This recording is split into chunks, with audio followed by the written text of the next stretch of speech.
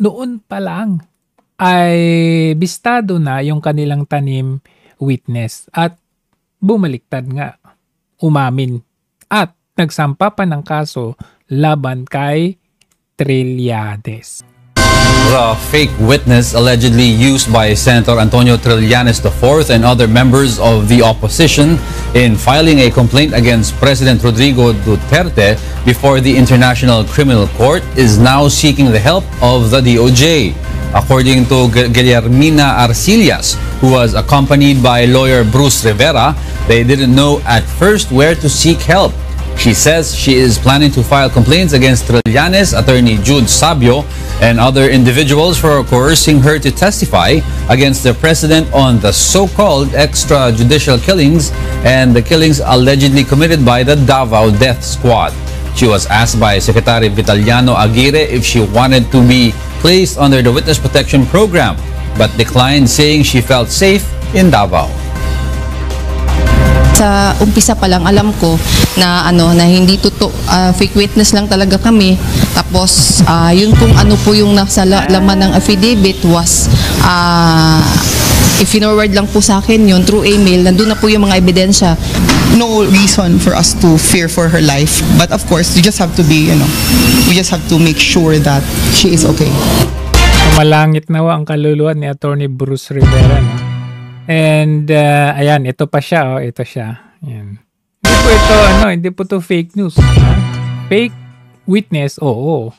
Humarap naman sa media ang isang babaeng binayaran umano para tumestigo para sa mga kasong isasampa laban kay Pangulong Rodrigo Roa Duterte hanggang sa International Criminal Court o ICC. Ito ang balita ni Victor Cosari. Sama ng loob kay dating Davao City Mayor at ngayon Pangulong Rodrigo Duterte ang nag-udyo kay Guillermina Arcillas upang pumayag na magsalita laban dito. Ayon kay Arcillas, hindi na-aksyonan ng Pangulo ang inilapit niyang problema at nasilaw na rin umano siya sa malaking halagang iniaalok sa kanya. Isang Alberto Alejo na umano'y malapit sa Liberal Party ang tumawag sa kanya at nagbibigay ng pera kapalit ng pagsunod sa bawat ipinapagawa. Alberto Alejo. Priest po yun, pare. So sabi nila sa akin, katulad ng inano nila kay Las Cañas, kung makaupo kami ng Senado, 500,000. Pag makarating na doon sa ICC, another 500,000. May kredibilidad umano siyang magsalita dahil konektado siya sa isang konsihal na may dati umanong ugnayan sa Pangulo. May numero rin siya ni Presidential Assistant Bongo at mga larawang kasama ang Pangulo bilang patunay na malapit siya rito. Ang abogado naman ni Edgar Matubato na si Attorney Jude Sabio ang siyang naghahanda ng kanyang affidavit laban sa presidente.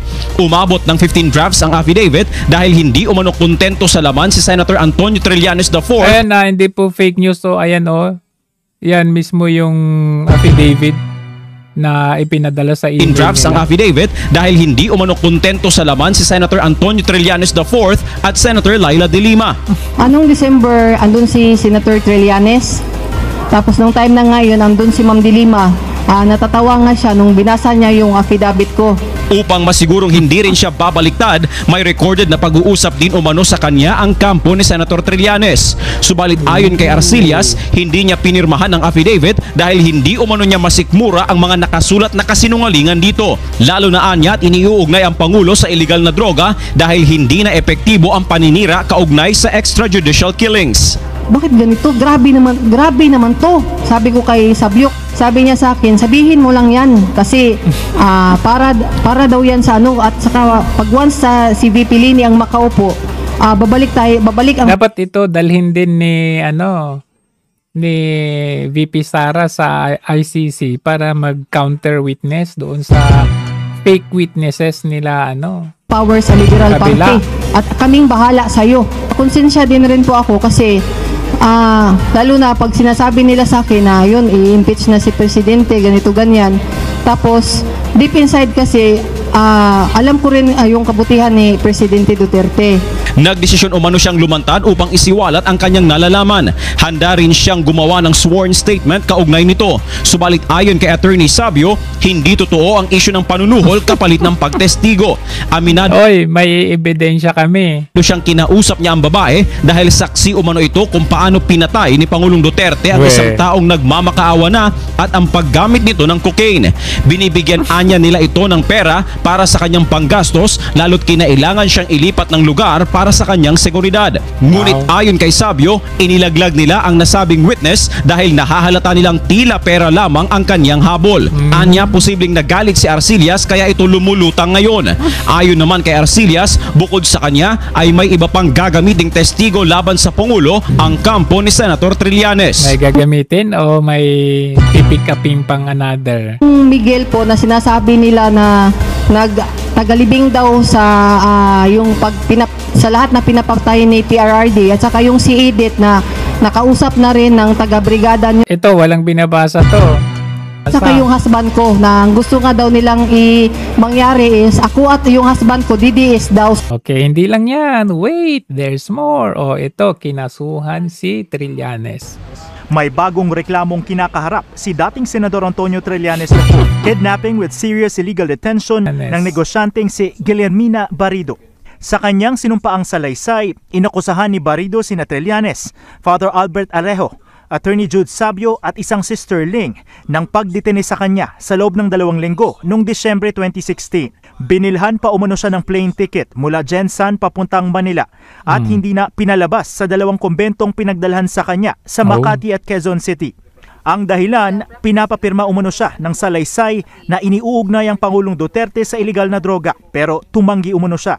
Possibly, dapat nun, katulad din yung kay Bikoy na ilalabas nila. Kaso, gusto nila, bago ako lumabas, is sasign ako ng affidavit. Ang aligasyon, mariing itinanggi ni dating Senador Antonio Trillanes. Hindi ko kailanman na-meet itong Pangmumukha mo pa lang. Guillermina na yan. Ang kasama ko daw sa pagkikidnap sa kanya ay isang pare at isang madre at dinitain daw siya sa isang kumbento. Ayon pa kay Trillanes, hindi niya nakausap si Barrido at nalaman na lang niya kalaunan na hindi umano siya pumasa bilang testigo dahil may mga butas sa kanyang salaysay. Humihingi din umano ito ng pera at nang hindi nabigyan, bumalik sa lukuyang may 17 kaso at reklamo na kinakaharap si Trillanes. Ayan ko nga muna ipakita yung evidence na binigyan ng pera. M. Lulier, ayan. Sender. Albert Alejo. Pagkadawat burahon dayon, oh. Pagkatanggap burahin daw, oh, wow. Ayun, may evidence, oh. Mina claimed that she already received 300k from Father Alejo Adjesh. Oh, ayan, may picture pala sila, oh. Ayan natin. Oh, ayan. Yung FB, nung time na yun na nagkaroon ako ng tampo kay Presidente Duterte. So, nagkaroon ng tampo pala kay PRRD. So, parang ang nangyari, nung nilapitan siguro nila Trillanes o nung father na ito, kumagat. Kasi may tampo. Actually, through sa mga... Sabihin na nating may offer. May offer naman talaga yung mga yan, friends na yan, kaya sila nakakontak sa akin through Ferry Fajardo. Which is actually, ito si Ferry Fajardo is parang nilaro lang rin namin na kunwari, hingi ako sa kanya ng tulong para mag-endorse kasi wala silang makita na na paano sila maka-attach sa akin. At that time, it was Father Alejo na una talagang kumontak sa akin. Okay, anong year to? Anong month? 2017, I think ang una is mga bandang July. Okay. Paano nag-contact si Father Alejo sa'yo?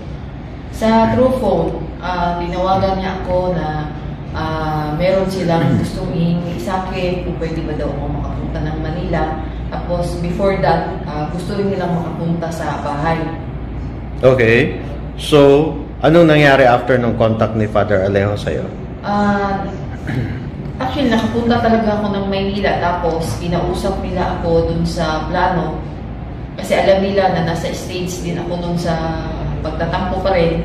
Kaya kinausap nila ako. Actually, ang sa akin din is na-mention din nila yan na kapag hindi nakabalik yung LP sa, ang LP sa pwesto, so walang power. Like Bicoy, pinaramisan rin ako niya na kapag nakaupo si Lenny, matutulungan daw ako, mabibigyan din ako ng trabaho. So at that time, sabi ko nga, masyadong maluwag sa pera, binibigyan talaga ako kada bigay ng bigay. So parang unang-una talagang na-convince ako.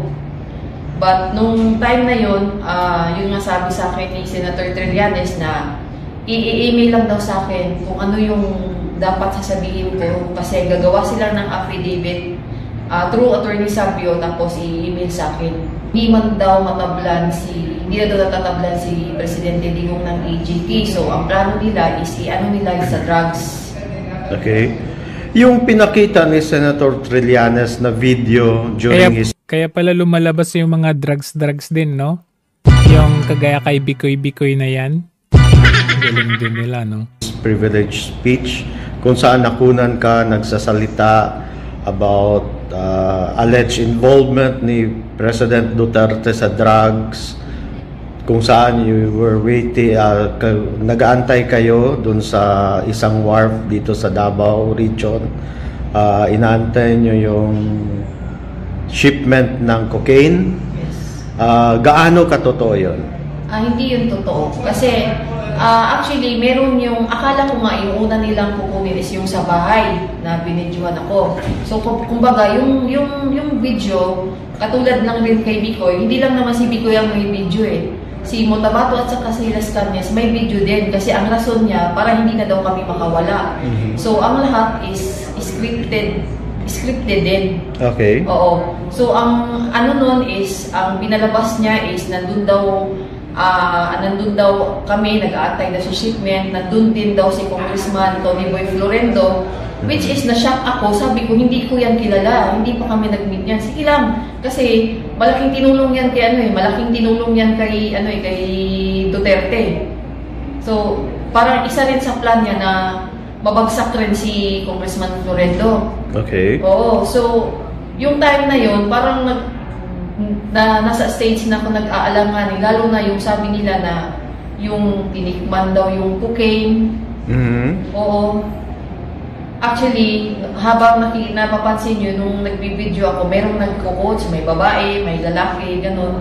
Kasi nga, minsan nga, as you see, parang akong natatawa kasi yung words na tinikman, tapos yung isip ko na baka hindi ko naman kilala kahit yung pinag-mention nila na sila Congressman Florendo na doon daw. So yun yung dahilan na rin ako. Pero inano ko lang kasi after nun, may pera na naman. Yung gaano kalaki palang pera binabayad sa'yo that time? At that time, katulad kay Bicoy, ang promise nila sa akin, once na pipirmahan ko yung affidavit, bibigyan nila ako ng 500,000. But at that time, yung mga 20,000, pabigay-bigay ng mga ganon. So, bigay sila ng bigay sa akin nun. Okay. So, after nung kinunan yung video na yon, anong nangyari after that? Nung kinunan ako ng video, so pinag-i-email na nila sa akin yung draft na galing kay Attorney Sabio. Actually, umabot yun ng ilang draft kasi pag hindi nagustuhan ni Trillanes at saka ni Dilima, pina-forward niya sa akin. Okay. Tapos balik na naman. Tapos yun na nga yung text niya sa akin na pinorward ko sa inyo, na yung sabi niya na kailangan pirmahan mo na. Pinorward ko sa inyo? Merong evidence. Kasi babanggain natin si Duterte at saka si Florendo. So, doon lang na time, parang natakot din ako. Kasi sabi ko nga, iba na, sa isip ko lang, iba na usapan to kung magsasign na ako ng affidavit. Oo. Lalo na hindi ko kilala yung mga tao. So, ang ginawa ko, nung December, halos nga hindi nila sana ako pauwiin nun. Kasi ayaw kong mag-sign. December what year? December 2017. Okay.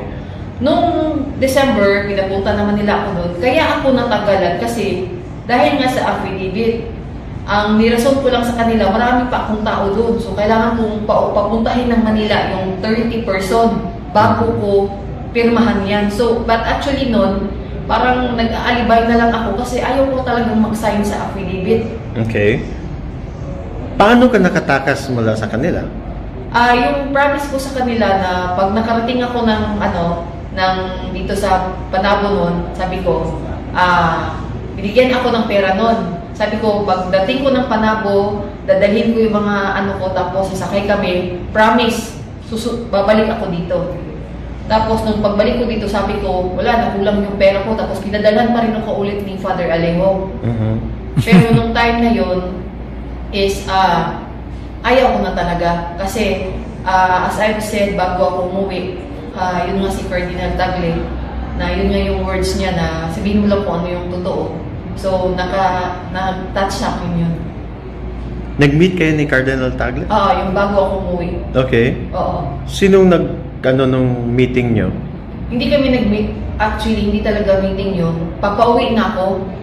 Tapos, sabi ni Father Alejo at saka yung certain Olivia, nandyan si Cardinal Tagle, kausapin mo. Tapos, ito yung sasabihin mo. Pero at the time kasi, nagtatalo na kami ni Father Alejo. Actually, may text pa ako kay Ferry Fajardo, which is a media ng Cebu. Sabi ko, yung affidavit kasi nila, merong live. Sabi niya sa akin, saan yung live? Hindi ko masabi kasi baka mamaya isumbong ako nun. Tapos baka madisgrasya ako doon. So, yung time na yun, pinilit nila nung nag-usap na kami ni Cardinal. Itong sila Olivia kasi, hindi siya nagsasalita tapos hindi naman ako, hindi pa. So parang nung napansin ni Cardinal, sabi niya sa akin, yun na kasi siya yung pinakausap ko. Tapos sabi niya na, ito na lang kung ano yung totoo, yun na lang sabihin mo. Tapos biniless ako, pagkatapos nun, talagang sinabi ko na hindi na talaga ako babalik. So that was the turning point. Inaamin ko, hindi ko naman sinabing magandang record ko. Consistent siya, no? Kung nagsisinungaling siya, paiba-iba consistent. After noon talaga, binabaan ako ni Father Alejo na may sobre na 20,000 doon sa upuan ko. So, ako naman, nadala naman ako kasi medyo notorious din. So, sinakyan ko na lang rin. Aminadong notorious dahil sa pera. Kasi kada salita, pera. Tapos minsan nilalagay pa sa yung mga tissue kung saan kami kumakain. So, notorious din sa pera September, tapos October, November, bumalik pa rin si Father Alejo sa amin, sa bahay namin. Binigyan na naman ako ng pera. Noong November kasi, ganito po yung nangyari doon.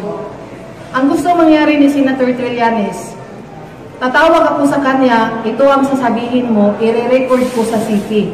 Yun din ang ginagawa niya kay Motabato at kay Trillanes para daw walang ligtas. So every time na tatawag ako sa ito ang sasabihin mo, ganito, ganyan, ganyan. So nire-record nila sa audio kung ano yung pinagsasabi namin. Kaya para matakot kami na bumalik na daw. So hindi ka natakot. At that time, doon na nag-first na meron silang pinadala sa akin na draft na affidavit. Nung time na yun, na-shock ako sa affidavit kasi una-una, yung may relasyon daw yung yung si City Councilor at saka si PRR Day. And then ang worst is nakita ko na mayroong drugs na ini-involve nila si Presidente Duterte. So nagtanong ako, bakit may drugs? Kasi nga daw, hindi na daw maniniwala ang tao sa IGK. So dapat, yung drugs naman. First drug, sabi niya, ito papasok ko sa'yo, mamaya na, ipapa-approve ko muna kay Senator Trillanes at saka kay Senator De Lima. Tapos pangalawa, hindi, uulitin ko na naman, second draft na naman, hanggang nag-third draft, fourth draft, and then nag-decide sila na pumunta daw ako ng Maynila. Nandito yung mga forward sa akin ng yung back and forth na mga yung pamasahe papuntang Manila at saka yung ticket ko na nung December yung pagpunta ko ng Manila rin. Pagdating doon sa Manila, doon sa may forum, nakita ko si Las Cañas. Sa kanilang forum, makikita mo sa aming pag-uusap, never sila nagsalita na mga kundi sasabihin nila, hanapan natin yung paraan na bumagsak yan. Actually, may text pa nga si Atty. Sabio nga, yung yung testimonyo, muhagsak mo, Bisaya pa, muhagsak lagi na si Presidente Duterte, anak. So, katong time na to, nakuyawan ako kay kanang nakasabot di ako libel o kanang kuan forgery. So nangita ko paagi kay dili man ko nila ayaw nila akong pauwiin dito sa Mindanao. So mahanap ako ng paraan, sabi ko bago ko yan pirmahan, bago ko yan uwi muna ako dahil gusto ko kasama ko yung mga kasamahan ko, which is wala naman akong kasamahan. Pagabot dito, yun na rin ang sinasabi ko kasi kada salita ganun kada salita ganun. So tao lang tayo, minsan sige maglaro. Sa isip ko lang, sige maglaro tayo. Wala pa akong ginawang mabuti sa buhay ko. Pero for the first time lang sana, makagawa lang naman sana ako at may pagmalaki ako ng aking mga anak. So, atong December, no, actually December 23 na lang dito, December 23 talaga ako nakaalis kasi talagang pinipigilan nila ako yan, firmahan yan kasi ganito ganyan. So, mamahanap ako lahat ng excuse ko na hindi ko siya mapirmahan kasi pag nakita niyo po ang affidavit na nandito po sa akin na pinorward ni Attorney Jude Sabio sa mismo email ad niya, ang daming kasinungalingan at saka masyado na rin nakakatakot pinirmahan ng affidavit at gusto ko rin dumating ang time na isiwalat ko ito kasi kahit sino yung talaga matem sa kanila kasi napakabilis na sa kanila lalo na pag sabihin mo na actually hindi mo sabihin nila itong sasabihin mo ganito ganyan i-chat mo sa akin fanbed yan para iano ko o yun na ang ginagawa hindi lang ako actually marami kami na tanim talaga, parang akong nakapag-isip, sabi ko, kasi parang natakot na nila ako, at ganyan, ayaw mo ito pirmahan, pagdating mo ng Davao, ganito ganyan, kung babaliktad ka kay Presidente Duterte, ipapapatay ka pa rin. Sabi ko naman sa kanila, imposible naman siguro yun kung magsabi ka ng totoo. At saka, sa yung time na salamuha ko si Presidente Duterte, hindi naman siguro siya ganon. At saka, at the time pa rin, marami kasi akong picture together with PRRD.